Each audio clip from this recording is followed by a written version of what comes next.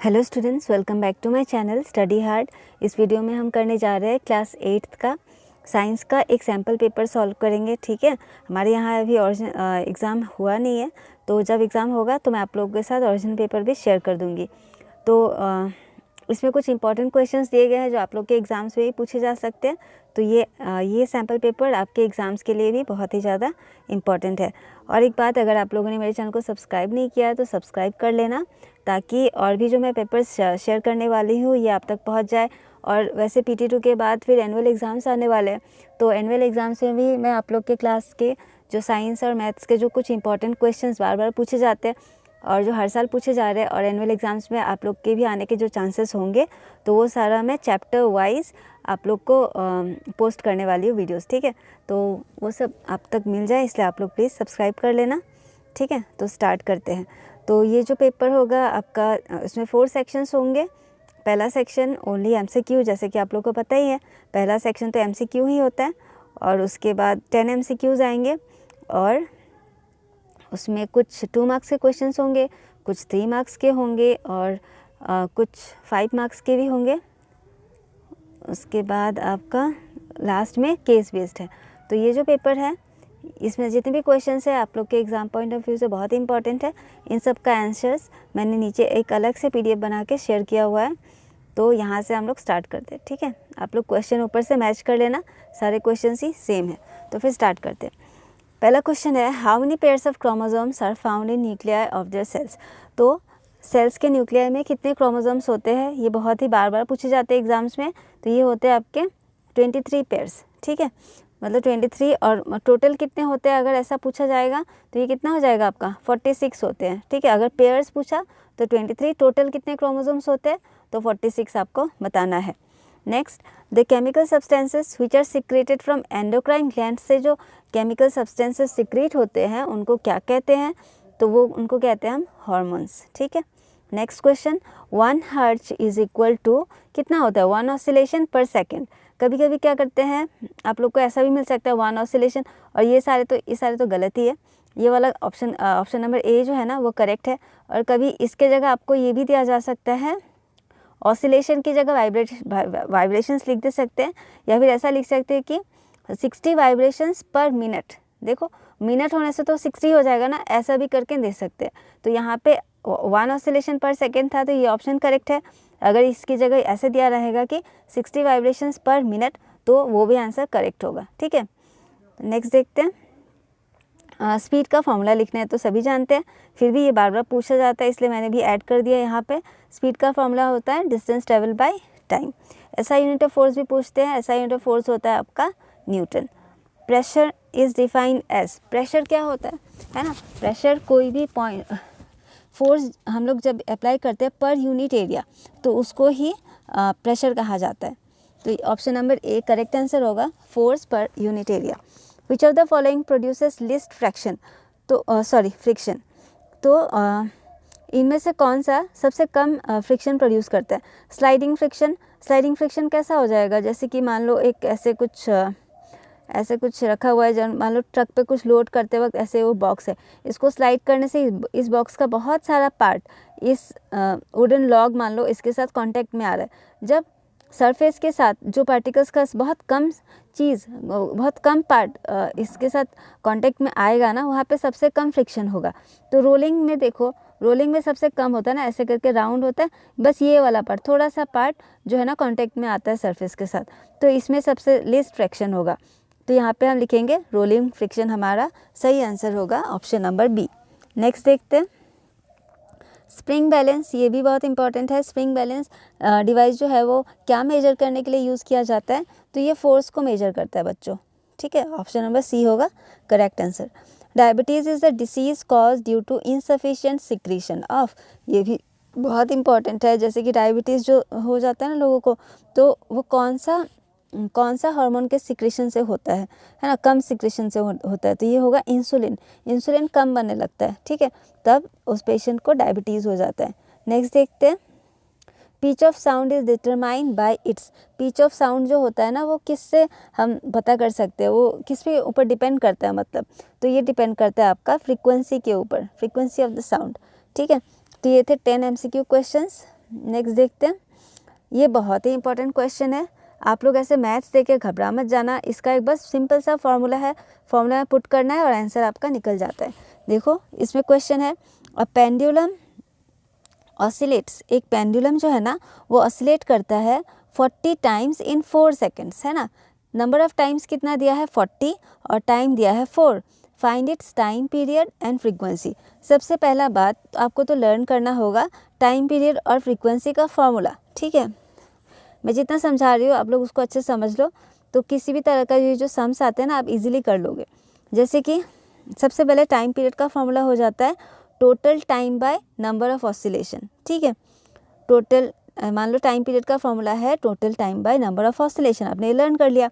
Total time का formula होता है, यहाँ पे टोटल टाइम हमारा कितना दिया गया 4 सेकेंड, तो हम लोग ऊपर में लिखेंगे 4 और ये डिवाइड होगा किससे, नंबर ऑफ ऑसिलेशंस कितना था 40, ये तो हमारा कैंसिल हो जाएगा, 4 1 जा 4, 4 10 जा 40, 1/10। 1/10 को हम डेसिमल में कैसे लिखेंगे 0.1 ऑब्वियसली, तो ये हो गया हमारा टाइम पीरियड निकल गया, ठीक है। तो ठीक इसी का उल्टा फ्रीक्वेंसी का फॉर्मूला होता है number of oscillations by time period, ठीक है। तो नंबर ऑफ ऑसिलेशंस कितना था, देखो 40 था ना, और बहुत सारे अलग फार्मूलाज भी है मगर मैं आपको सारे नहीं बता रही हूँ, ये बहुत ही इजी है। आप लोग ये दोनों फार्मूलाज लर्न कर लोगे तो इजीली आपका आंसर निकल जाएगा।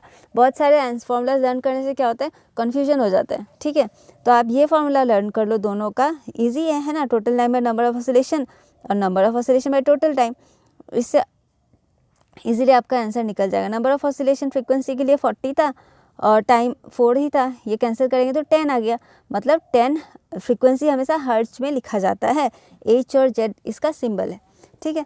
तो इससे आपका हो जाएगा 2 मार्क्स इजीली मिल जाएगा, ऐसा तो पूछा जाता है बार बार, तो यहाँ पे आप लोग प्रैक्टिस कर लेना और दूसरे न्यूमेरिकल्स लेके भी आप प्रैक्टिस कर लेना बुक में या फिर अलग नेट में इंटरनेट पे सर्च करके, तो आप लोग का थोड़ा प्रैक्टिस हो जाएगा, ठीक है। नेक्स्ट देखते हैं, match the hormones given in column A with the deficiency disease in column B. तो एक तरफ तो हार्मोन्स का नाम है और उसके डिफिशियंसी से कौन सा डिसीज़ होता है वो कॉलम बी में दिया गया है, तो इसको आपको मैच करना है, ठीक है। ये भी बहुत इंपॉर्टेंट है। देखो थायरोक्साइन जो हार्मोन है ना उसके डिफिशियंसी से होता है गॉइटर, ये गले में हो जाता है ना, किसी किसी का पेशेंट लोग का ऐसा जो गॉइटर होता है गला थोड़ा सा साइज़ में बड़ा स्वेल हो जाता है। ग्रोथ हार्मोन की वजह से ड्वार्फिज्म, मतलब कोई इंसान बहुत नाटा रह जाता है, ठीक है। इंसुलिन की वजह से तो हमने जस्ट ऊपर में MCQ में किया था, डायबिटीज़ होता है। और एड्रिनलिन हार्मोन की वजह से शरीर में सॉल्ट का इम्बैलेंस हो जाता है, ठीक है, ज़्यादा या तो कम हो जाता है। नेक्स्ट क्वेश्चन है question number 13, while playing tug of war Preeti felt that the rope was slipping through her hands, suggest a way out for her to prevent this. तो खेलते वक्त क्या हुआ, प्रीति जब अपने दोस्तों के साथ खेल रही थी, सपोज ये प्रीति है, उसका हाथ बार बार इस रोप से स्लिप कर रहा था, तो उसको क्या करना चाहिए ताकि उसका हाथ स्लिप ना हो, है ना। तो यहाँ पे ऑब्वियसली ये फ्रिक्शन चैप्टर से है। To prevent slipping of the rope from hands, Preeti को क्या करना चाहिए, has to make her hand somewhat non smooth. उसका हाथ जो स्मूथ सा हो गया ना उसको मतलब रफ बनाना है। रफ क्या करेगी, वो क्या कर सकती है उस प्लेस पर, सो she can rub her hands with introducing some the sand between them. तो अपने हाथों में थोड़ा सा नीचे से सैंड लेके हाथों में रब कर ले सकती है, तो इससे क्या होगा उसके हाथों में थोड़ा ग्रिप अच्छे से वो कर सकेगी उस रोप को, उसके हाथ थोड़ा सा रफ हो जाएंगे, है ना। तो नेक्स्ट आंसर देखते, क्वेश्चन देखते हैं, question number 14, explain why sportsman use shoes with spikes. जो कुछ स्पोर्ट्समैन होते हैं ना उनके शूज़ में ना थोड़े थोड़े स्पाइक्स होते हैं नीचे की तरफ, ऐसे थॉर्न जैसे, ऐसा क्यों होते हैं, ऐसा थॉर्न सा क्यों होता है शूज़ के सोल में नीचे की तरफ, ऐसा क्यों होता है। देखो sportsman use shoes with spikes because this shoes give them a better grip while running. Same थोड़ा सा ऊपर वाले क्वेश्चन की तरह ही था, इससे जब वो लोग दौड़ते हैं ना उससे अच्छा वो लोग स्लिप नहीं करते, अच्छे से ग्रिप मिलता है उनको। This is because the force of friction between the shoes and the ground increase हो जाता है स्पाइक्स के कारण, है ना। नेक्स्ट देखते हैं सेक्शन नंबर सी का question number 5, right notes on. ये शॉर्ट नोट्स लिखना है आपको। तो यहाँ पे जैसे कि 3 मार्क्स का था तो इसलिए मैंने शॉर्ट ही लिखा है, ज़्यादा बड़ा नहीं। तो सबसे पहला है एडम्स एप्पल क्या होता है, at the time of puberty the larynx और the voice begins to grow, है ना। तो प्यूबर्टी के समय बॉयज़ में क्या होता है, वो वॉइस बॉक्स यहाँ पे होना चाहिए था बच्चों, यहाँ पे मैं लिखना भूल गई, सॉरी, यहाँ पे वॉइस बॉक्स होना चाहिए। बिगन्स टू वो धीरे धीरे ग्रो होने लगता है। बॉयज़ डेवलप उनका इतना स्पेलिंग मिस्टेक हो गया है बच्चों, से माफ़ करना आप लोग। यहाँ पे लार्जर होना चाहिए था। Develop a larger voice box and this voice is clearly visible from the throat, है ना। उनका क्लियरली हम इसको विजिबल होता है कि उनका जो वॉइस थोड़ा सा ना हार्श हो जाता है। This bulge in the throat is called, और हार्श हो जाता है, थोड़ा सा बल्जिंग पार्ट दिखता है ना। तो वही बल्जिंग पार्ट ही जो होता है ना वॉइस में, उसको एडम्स एप्पल कहते हैं, और ये फीमेल्स में बहुत ही कम विजिबल होता है। Secondary sexual characters, secondary sexual characters are physical और बिहेवियरल फीचर्स होते हैं दैट अपियर ड्यूरिंग प्यूबर्टी के समय में जो अपियर होता है, एंड हेल्प डिस्टिंग्विश बिटवीन, और जिससे हमें मेल और फीमेल्स के बीच में हम डिस्टिंग्विश कर पाते हैं, डिफरेंसेस पता कर पाते हैं। They are not directly involve in reproduction, और ये रिप्रोडक्शन में डायरेक्टली इन्वॉल्व नहीं होते हैं। एग्जाम्पल्स जैसे कि secondary sex characters in humans include, जैसे कि डेवलपमेंट ऑफ ब्रेस्ट होता है फीमेल में, है ना, और फेशियल हेयर इंक्रीज होता है मेल्स में। ये कुछ एक एक एग्जांपल दे देने से हो जाएगा आप लोग का। नेक्स्ट देखते हैं sex determination in unborn baby में सेक्स डिटर्मिनेशन कैसे होता है। The sex of the unborn baby is determined by the sex chromosome of the father, father का जो सेक्स क्रोमोसोम होता है उससे उसके ऊपर डिपेंड करता है। An unfertilised egg has always X chromosome, जो अनफर्टिलाइज एग होता है जो फीमेल में, उसमें हमेशा एक्स क्रोमोसोम ही होता है ना। जब मेल स्पर्म का अगर एक्स क्रोमोसोम इसको फर्टिलाइज करता है तो एक्स होने से वो एक फीमेल बेबी होता है, और अगर वो मेल स्पर्म का अगर वाई वाला क्रोमोसोम इसको फर्टिलाइज करता है तो वो एक मतलब बॉय बेबी होता है, ठीक है। तो इस तरह से सेक्स डिटर्मिनेशन होता है अनबॉर्न बेबी का। आप लोग यहाँ से लिख देना, मैंने बस आपको जल्दी से एक्सप्लेन कर दिया, ठीक है। नेक्स्ट देखते हैं question number 16, list 3 sources of noise pollution in your surroundings. तो कुछ नॉइज़ पॉल्यूशंस यहाँ पे आप लोग नॉइज़ पॉल्यूशन को कैसे कंट्रोल कर सकते हैं, ये भी आंसर आप लोग देख लेना, मैंने यहाँ पे ऐड नहीं किया है, ठीक है। तो some sources of noise pollution includes, जैसे कि यहाँ पे 3 मार्क्स है तो आप 3 पॉइंट ही लिखना, मैंने बस थोड़ा सा ज़्यादा लिख दिया, जो आपको अच्छा लगे ईजी लगे आप लोग नोट डाउन कर लेना। Traffic from cars, buses, trucks, trains and airplanes, है ना।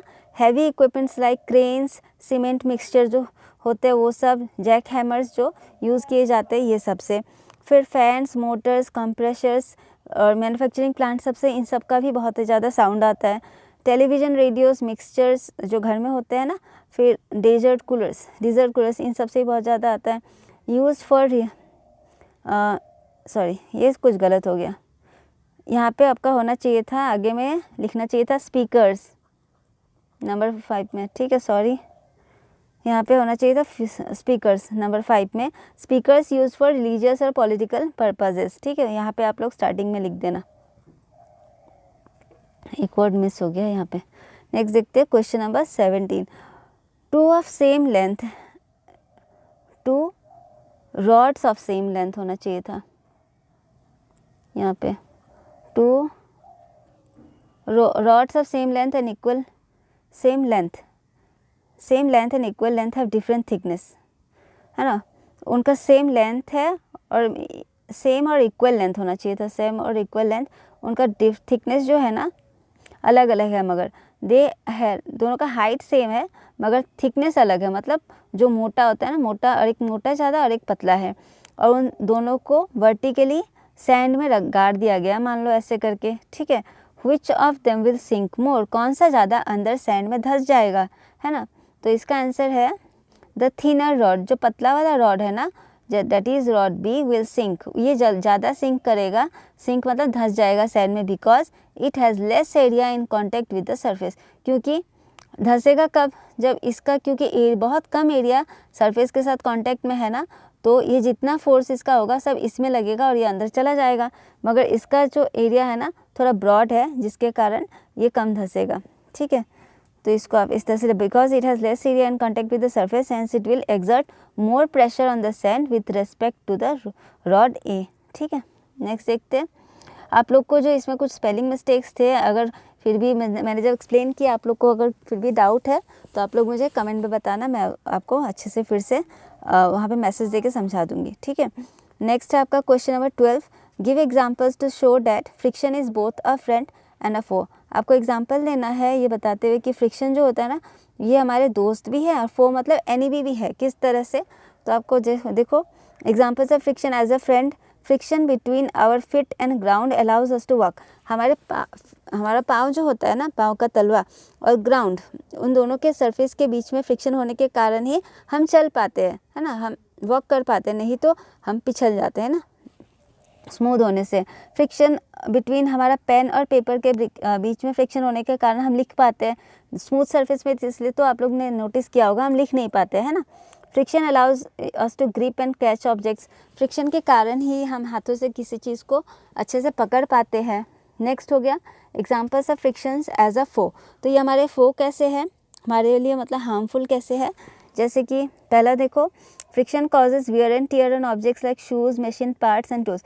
जो शूज़ आप लोग पहनते हो या फिर कोई मशीनरीज, बार बार उसमें फ्रिक्शन होने के कारण वो जल्दी से क्या होते हैं, ख़राब हो जाते हैं। Next, friction can cause noise in machines like saving machine. सिलाई मशीन में जैसे बार बार फ्रिक्शन होने के कारण क्या होता है, बहुत ज़्यादा नॉइज़ पोल्यूशन होता है। Next, friction can cause machines and tools to require constant maintenance. Frictions के कारण जो बार बार कोई मशीन्स ख़राब होता है तो उसमें बार बार कॉन्स्टेंटली उसको मेंटेन करना भी ज़रूरी होता है, मतलब रिपेयर कराना पड़ता है, तो उसमें भी पैसे खर्च होते हैं। तो इसके कारण ये हमारे लिए थोड़ा बहुत हार्मफुल भी है, दोनों ही है, फ्रेंड्स भी है और ये फ्रिक्शन हमारे लिए फो भी है। नेक्स्ट देखते हैं, draw label diagram of Adam's apple. तो ये तो आपका बुक में इमेज अच्छे तरह से दिया गया है और ये बुक का ही इमेज मैंने यहाँ पे डाला है। आप लोग ये अच्छे से 2-3 बार प्रैक्टिस कर लेना, बहुत ही ईजी है। और नेक्स्ट या तो ये आ सकता है या फिर ये आ सकता है, draw well label diagram showing position of endocrine glands in the human body.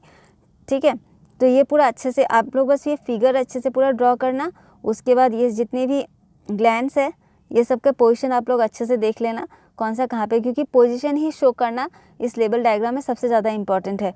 और ये सारे नेम लर्न करना, ठीक है, आप लोग अच्छे से ये फिगर प्रैक्टिस कर लेना। नेक्स्ट, ये मैंने यहाँ पे इसलिए लिख दिया है, वैसे ये इस आंसर का पार्ट नहीं है, ये मैंने इसलिए दिया है कि ये आप लोग का जानना ज़रूरी है।